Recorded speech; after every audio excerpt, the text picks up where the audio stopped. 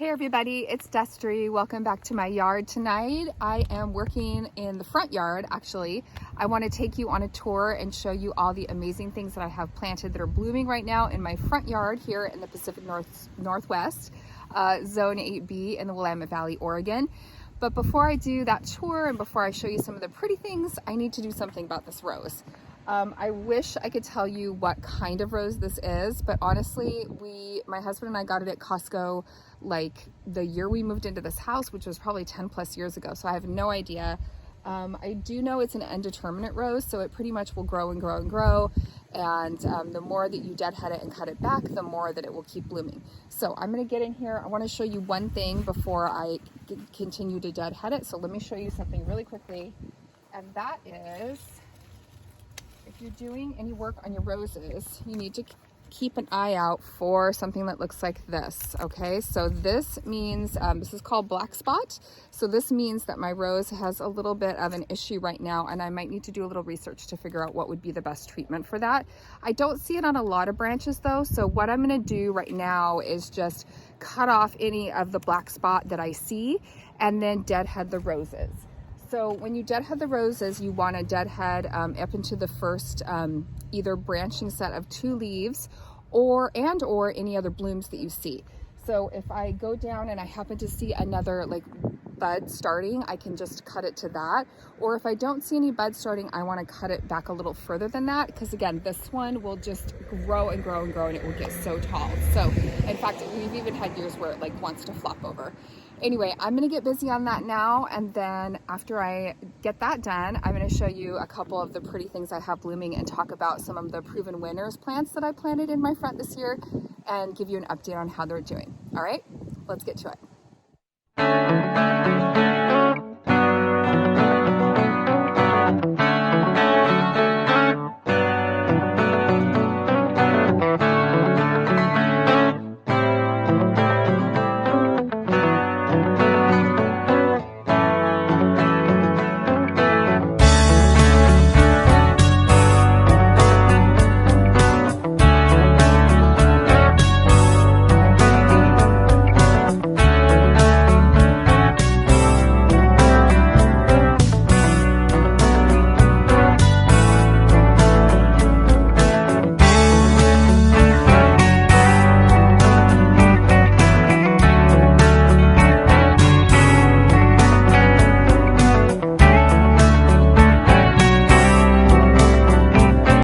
Guys, I got my rose all trimmed back. I'm feeling really good about that. It's one of those chores that you just got to get done.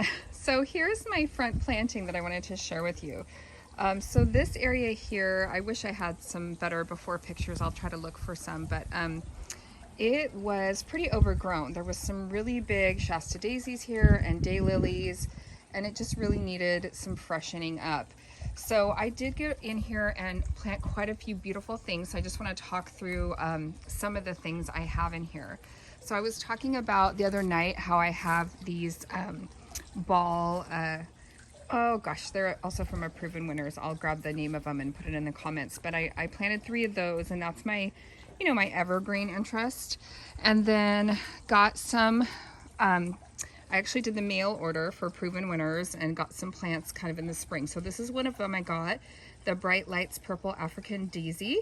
And so that one is this gorgeous, beautiful, lovely thing here. And, I kind of have a repetition of different colors and shapes here. So you can see I have 4 of those sort of going across. Interesting story. This is Sweet Alyssum. And these ones I bought at a nursery. You can see these 2 are doing pretty well. The rest of them are kind of fading out. These are the Sweet Alyssum I planted from seed.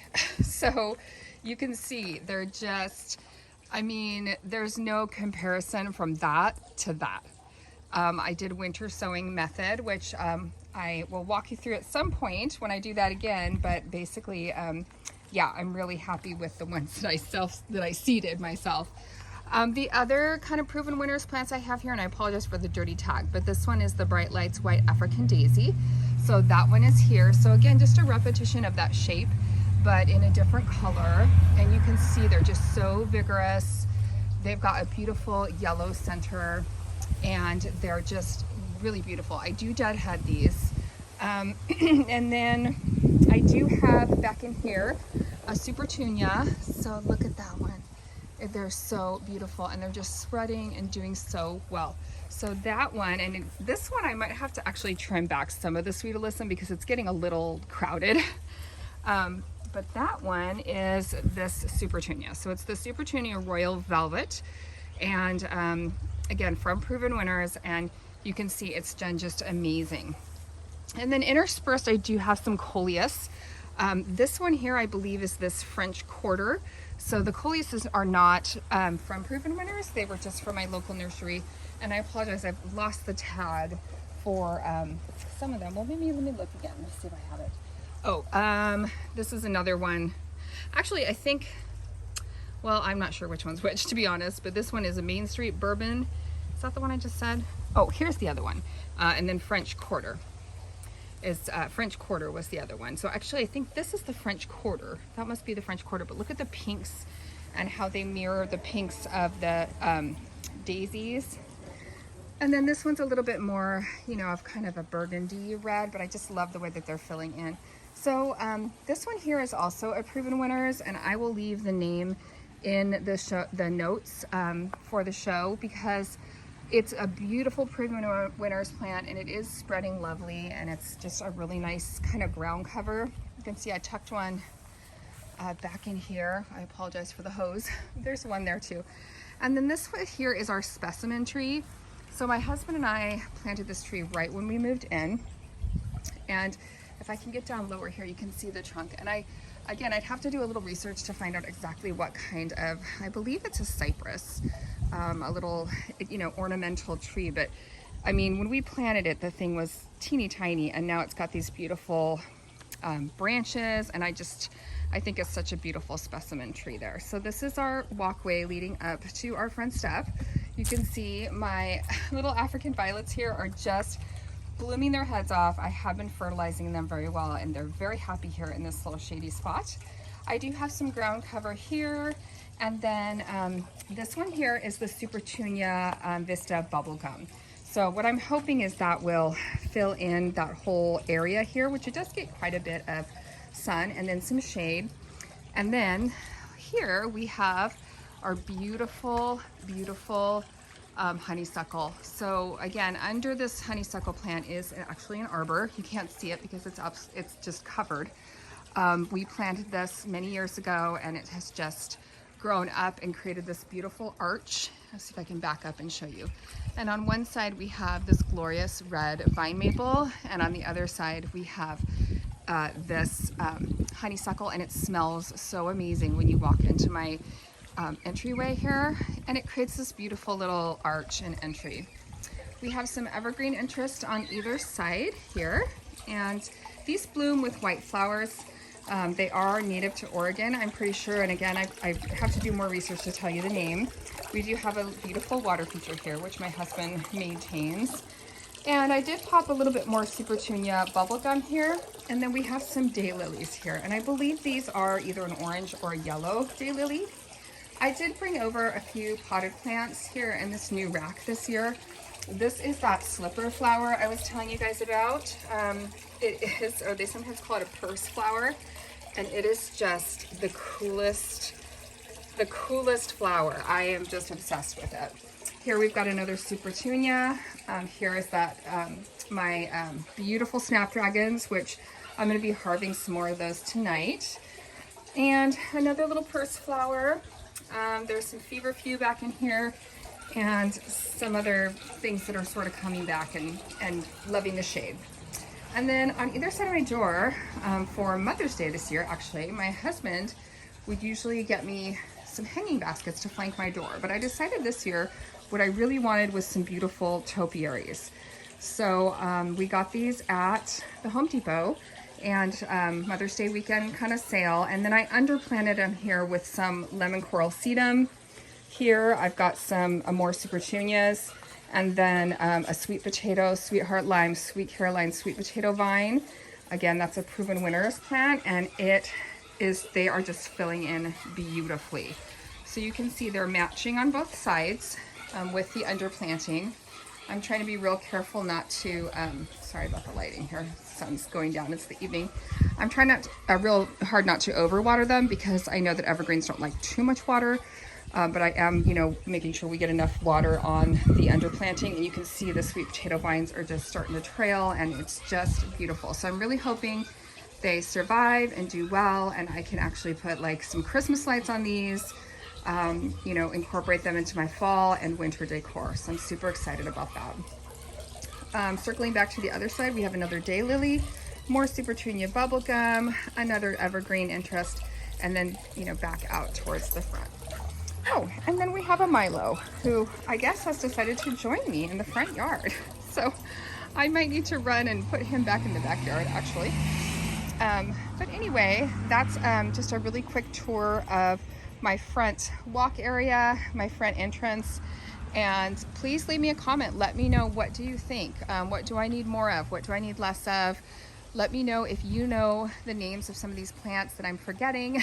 I hope you enjoyed that little tour of the front. Okay, I had to secure some dogs there in that previous clip, so I apologize for the interruption. Just continuing the tour, I just want to show you a couple more things. These are the blueberry bushes out in the front. So several years ago, we had this big giant evergreen that took up like this whole area, and my husband and I ripped it out and we planted these lovely blueberry bushes, which don't provide evergreen interest, but I will tell you they are just bursting with berries every year.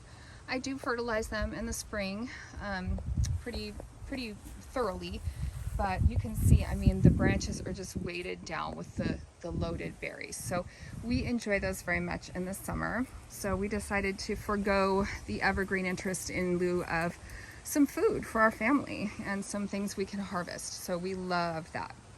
Just a quick pan over. I'll show you some of this other area, another video perhaps, but I just wanted to show you, I mentioned what used to be in our front entrance bed was Shasta daisies and daylilies. Can you guess where I ended up putting those? So these 4 daylilies all came from one giant plant. So if you can imagine how overgrown that front entrance was with daylilies, this was one chunk that I broke into 4. And same with the Shasta daisies. In fact, 1, 2, 3, 4 clumps of the Shasta daisies and several more that ended up in my backyard. And then as for something new, some new interest here, I did put 2 dahlias here. This one is just getting ready to open. See if I can show you that. It's just cracking bud phase there. Give it a little bit more time before I maybe try to clip it and harvest it. But and then we have 2 sort of matching trees here, and I did look up the botanical name of these trees at one point. They're very invasive, so they pop up little babies everywhere. And I know the nickname for them is like a stink tree or something, because when you pull up the babies, your hands will like smell bad.